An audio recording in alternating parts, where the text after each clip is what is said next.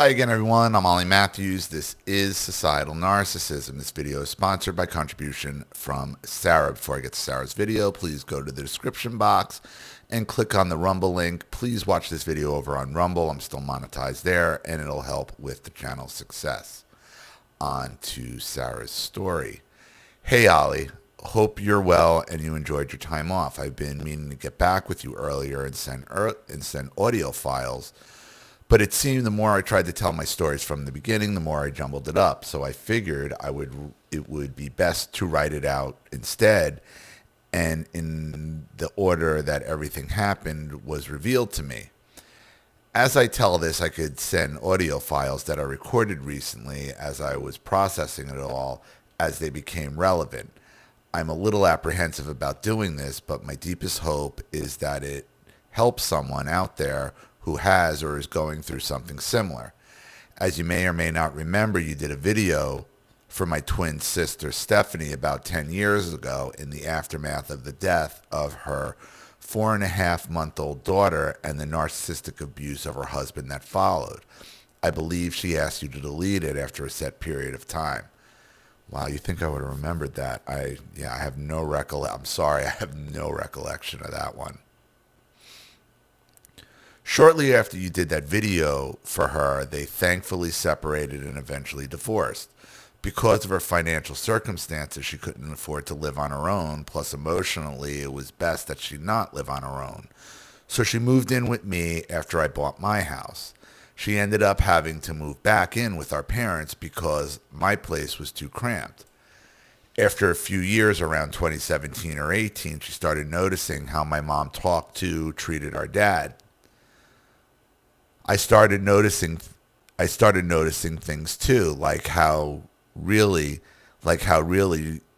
the only time me, Steph, or my mom ever engaged in conversation was either while family drama was going on or talking shit about whatever show was on TV, essentially being superficial over stuff that really wasn't that important. If neither of those things was happening, dead silence. Or if there was something minor going on, for example, starting a new job, Mom would give the third degree and basically interrogate on the most basic details. It was exhausting, and I guess as we approach middle age, our tolerance for it was thinning out quickly, much like our hair.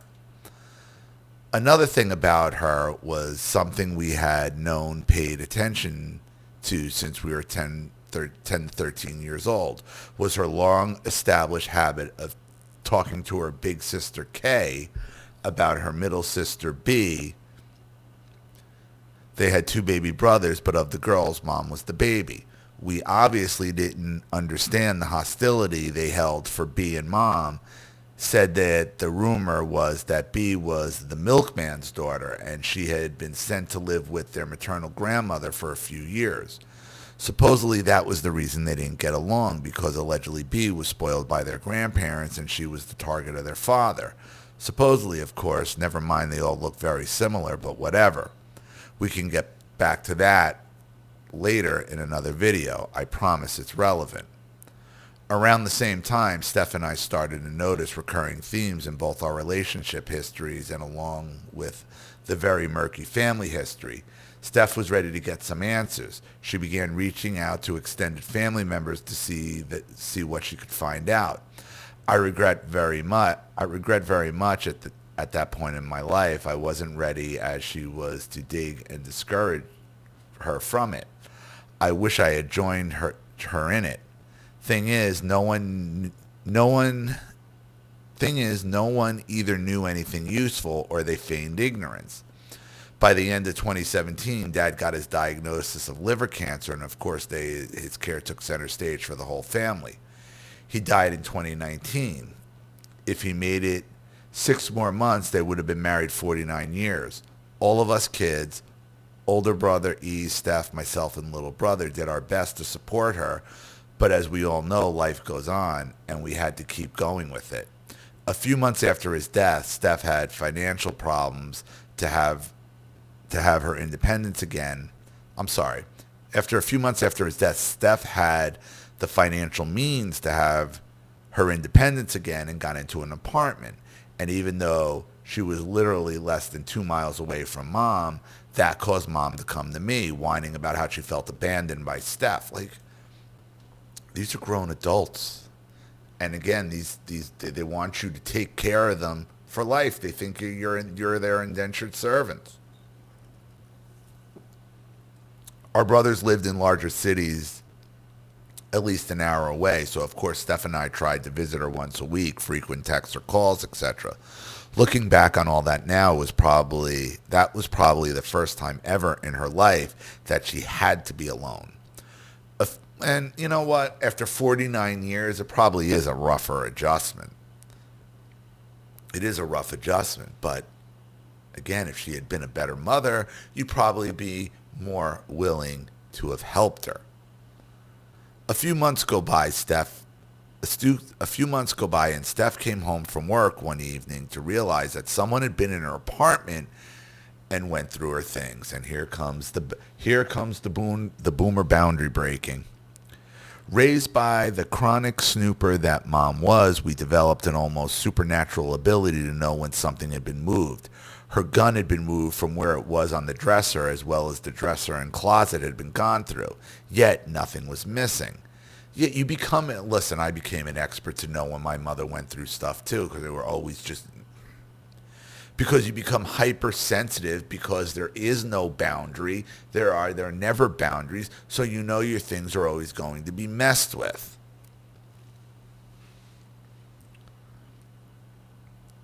Steph was alarmed but knew nothing had been taken. There was no sign of forced entry of any kind. She called or texted me wondering if it was me. I was like, no, oh shit, no, it wasn't me. I wouldn't do that to you.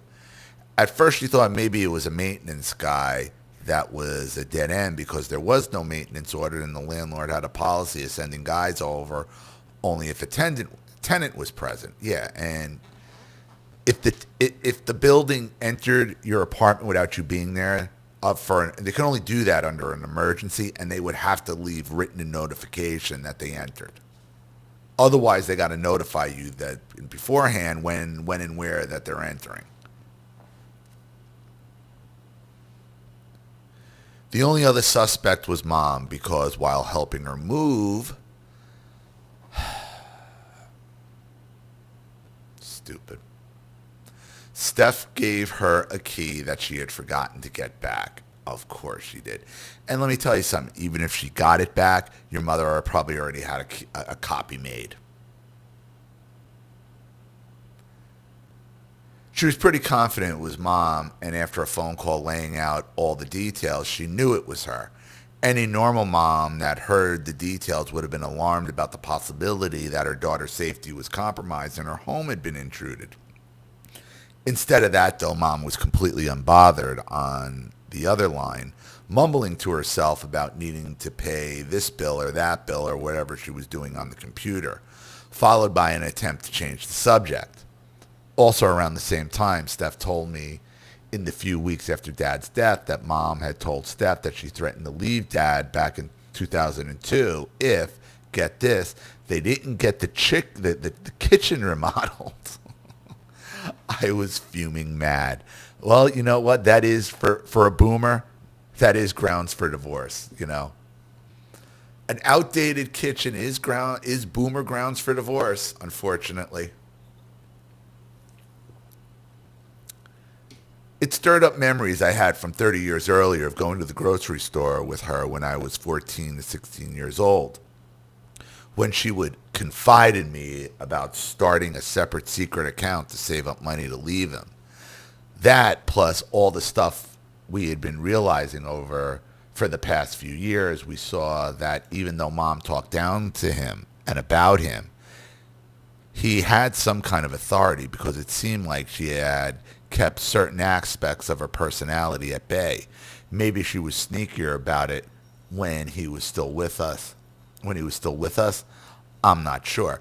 Or she's just trying to set herself up to be a victim of something. Your mother seems to be a borderline personality disordered boomer. Everything they do is planned out. Everything they do is calculating. There is no coincidences. They set up things. They set up these scenarios and let them play out over years and decades.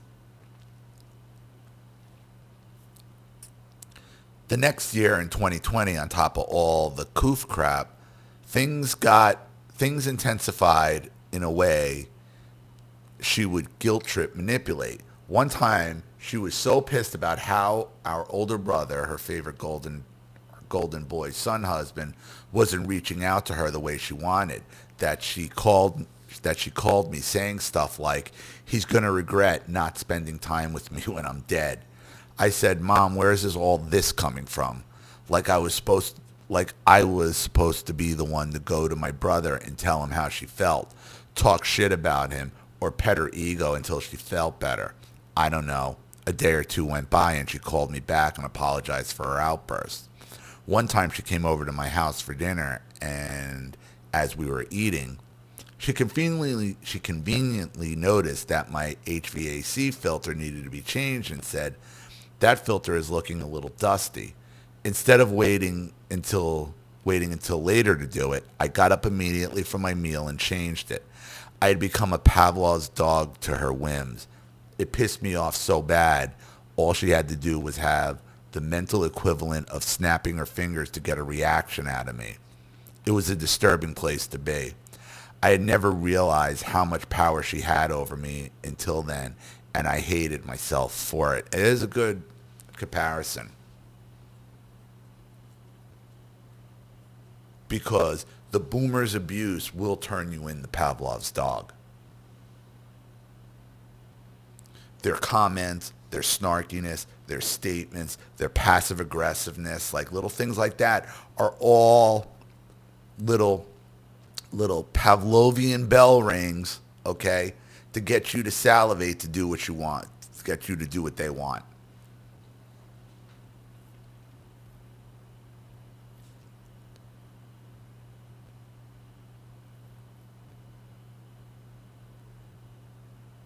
At the end of 2020, I got saved and started going to church. Started going to a church that I had been to with my parents before, on and off.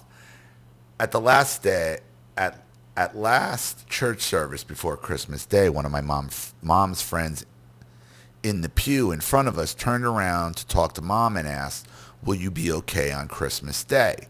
Do you want to come over and spend the day with me?" To which my mom replied curtly and quickly to both questions, "I have my girls, I have my girls." To which her friend said something like, "Well, if you change your mind, give me a call." Before we went our separate ways in the parking lot, I asked her what that was all about, and she said, "I have no idea," with the deer in the headlights face. I could tell you before we even go any further what I think it's about, what it's probably about. The same thing it was about when your mom was telling you she was going to get a secret account to leave your dad. She sets herself up as a victim to everybody around her. She has a different type of scenario or a different type of story or a different set of circumstances for every person she deals with, so she has a personally catered pity story for everyone. And the problem she runs into in public is if one conflicting pity story meets another conflicting pity story in public, and one pity story in front of another pity story that told the exact opposite, now she's got a problem. So that's what that look on the face is about. Of course, I didn't believe her. People don't just say stuff like that without having some sort of previous prompting or conversations. Over the next few months, more little things like that would slip here and there, where it was obvious to me that she had been using Dad's death and Steph and I needing to live our own lives as a pity ploy in church. And she must have been very confident when she was using it that it wasn't ever going to come to light, but how wrong she was. Funny how that works sometimes. So exactly what I said it was. And that relates to what she was telling you in the supermarket as well. She makes up personalized pity ploys for every person she encounters. So she doesn't have one running story. It depends on who she's dealing with of what the pity ploy is going to be. A year later, in December 2021, as Steph and I are side-eyeing her harder than ever, I got a pancreatic cancer diagnosis. She weaponized that as often as she could. She said one time, I feel like now more than ever, I need to take care of me. I didn't reply to that. God was getting a greater hold on me at that point. I told Steph several times between her diagnosis and her death in 2024 that if she could have been cured of it overnight, she would have been upset because that would have taken away her pity card. Yeah, I know a cancer diagnosis is crushing news to get, but you're not supposed to weaponize it. But she did. Anytime she supposedly forgot something, she blamed chemo brain, but would remember everything going on in a situation, Steph, that was upsetting her. Like I can relate to that. My mother was dying of cancer for 33 years. 33 years she was knocking on death's door, according to her. This is just something the borderline does. The borderline thrives in disease. They thrive in sickness. They thrive in being disabled, in disability. They love it. They love it. They love the attention. Even bad attention is good attention. It's attention. There were several times I heard her using cancer as a sympathy ploy in church, saying things like, well, I wasn't going to come to church and I thought how easy it would be to stay in bed. But Jesus hung naked and beaten on the cross so I can make myself get up and come to church. And of course, everyone would tell her how strong and brave she was and how she was such an inspiration, etc. ad nauseum. Of course. In May of 2022, I started dating a guy, but that relationship didn't work out. Shortly after we broke up, I was over at Mom's visiting and said, I gotta go now, the lawn needs to get mowed. And she replied, yeah, because Ray isn't there to do it anymore, and laughed. Oh, what a cunt. What a cunt. Now she knows what kind of crap he put me through, and for her to laugh like that made me think she liked that it didn't work out. Of course she did. Of course she did. She's dancing on it. She's dancing on the grave of your failed relationship. She dances on your failures. I asked her about it a few days later, and she said she laughed because I wasn't sure I should have said it. Well, then why did you? I said it seemed more like you had a little bit of schadenfreude about it all. To which she replied, it breaks my heart that you think I take pleasure from how he treated you. Of course. Of course. So she's the victim again. You broke her heart. I said, if you really thought you shouldn't have said it, then there was no reason to laugh about it. She said, well, I don't wear my heart on my sleeve like you do, but I didn't mean anything by it, and I apologize. Again, you're too sensitive. Boy, she's just checking all the boxes. Yeah, there's that you're too sensitive ploy like they all like to pull when they call out their BS. At that point, I was 95% sure she was a covert narcissist. No, she's a borderline. She's a little more a bit of a reserved borderline, but she needs all the attention of the borderline. She has all the calculation of a borderline. Around a year later, I'm over at her house, and she brought out a big box of pictures out of her room and brought them to me, which made me happy because I like going through family photos, especially the older black and white ones. I took them home and started to sort through them as I was getting them organized by date, family, special occasion, etc. I realized something I had never realized before. There were first birthday pictures of our brothers, but I had never laid eyes on pictures of mine and Steph's first birthday. Steph came over to my house that night, saw the look on my face, and knew something was wrong. I asked her if she had ever seen them, and she said no. Sometimes a lack of evidence can convey important information too. After literal decades of seeing and knowing our brother's first birthday pics, realizing this fact hurt badly. But what got me the most was that for those same damn decades, I had never questioned it at all. And I remembered all the times as a child I had lovingly looked at the pictures in the album from when Golden Boy E was a newborn and all the pictures of him she had put in the album. There were some of Steph and I in there when we were babies, but sometime in our first year, she stopped putting pictures in there at all and instead just kept them in boxes and bags. Boxes and bags I was going through then. Along with this realization and seeing all the photos, so many painful memories came flooding back. But when I found the pictures I've attached here, the most obvious memory of me sitting in the barber's chair at 7 years old, crying uncontrollably as my hair was cut boy short. The first picture from the left to the right are ages 5 to 9. The last two pics are ages 11 and 12. Pics attached below. In my opinion, I don't think I look like the same child by the time I get to 8 or 9 years old. And by the time I'm 12, 1992 in the last picture, I think I look like an old woman. Steph's hair was cut at the same time too, of course. Not coincidentally, of course. I got it cut shortly after our little brother A was born. The second pic is of us at the hospital seeing him for the first time. Our hair stayed short until we decided we were tired of looking like boys and started growing it out again in the 6th and 7th grade. While it was short, she never taught us how to comb it ourselves or even how to properly wash it.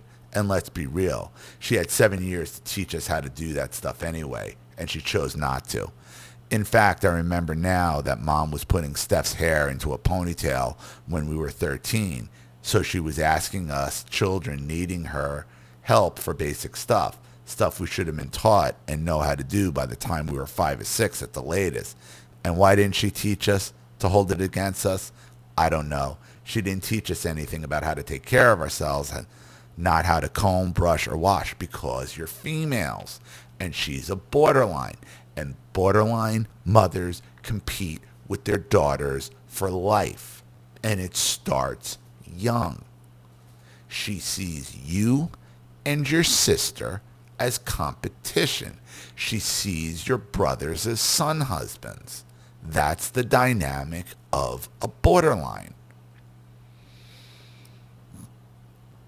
I remember us getting made fun of on the bus for our horrible dandruff. It was so bad, it was the size of fish food flakes, and that was what got us to try figuring it out and taking better care of ourselves. I think this is enough for part 1. I'll send another email soon detailing the memories that surfaced and the fallout that began. Thanks for all you do, Ollie. I hope you and your wife are having a good evening. Sarah. Okay, let me look at that. So this is the first pick. Let me see. Switch this over. Okay. Jesus, who would cut the daughter's hair like this? Dude, I knew so many girls who had this haircut in school, and all of their mothers hated them. None of them were happy. None of them were happy. Who cuts their kids' hair like that? Why would you do this? Why would you do this to your daughters? I mean, what are you doing? Okay, and this is the second pick.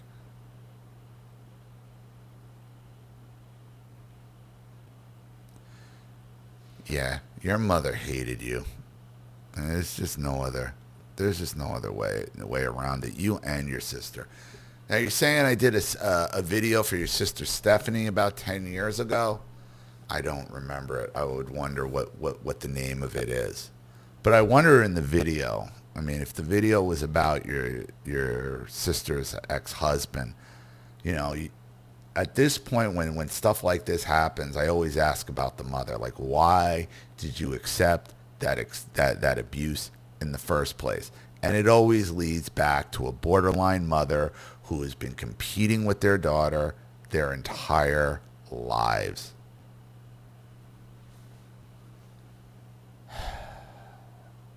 And what they do and what And what your mother did to you and your sister was Pavlovian. Their abuse sparks a Pavlovian response where just their nastiness and their abuse will get you to do what they want and you don't even think about it. Hell of a way to go through life. So thank you so much for your contribution and story, Sarah. I really appreciate it. Thank you to everybody watching. Please leave any opinions or advice in the comment section below. And again, if you want your story read on the channel, you have a topic you'd like me to cover, something you'd like to expose, you'd like to set up a Skype, a phone call, have a private video made, you'd like to sponsor a video like this for someone who needs help and can't afford it, or just make a contribution to the channel in general to keep it supported, growing, and successful, because this channel survives 100% on contributions from all of you. Without you guys, all this goes away. So if you like what you see here and you want to see more videos like this, you know what to do with either the Cash App, Zelle, PayPal, and email links in the description box below. Also, please like and share this video wherever you can. Subscribe to my channel if you haven't, and be sure to click the subscription bell to be notified of all my video uploads. Also, be sure to subscribe to both my channels on Rumble. Please watch the video over on Rumble if you haven't. Even a click helps. Subscribe to me on X and Telegram as well. I'm Ollie Matthews. This has been Societal Narcissism. Take care, everyone.